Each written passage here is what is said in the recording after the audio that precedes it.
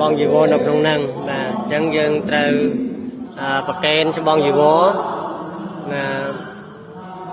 ដល់ព្រះភិក្ខុសង្ឃចំនួន40000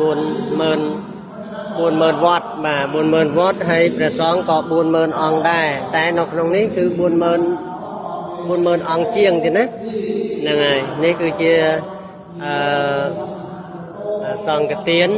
ដែលមាននៅក្នុងហ្នឹងមានច្បងជីវរណាទៀតណាហ្នឹងហើយមកប្រអប់ហ្នឹងទៀត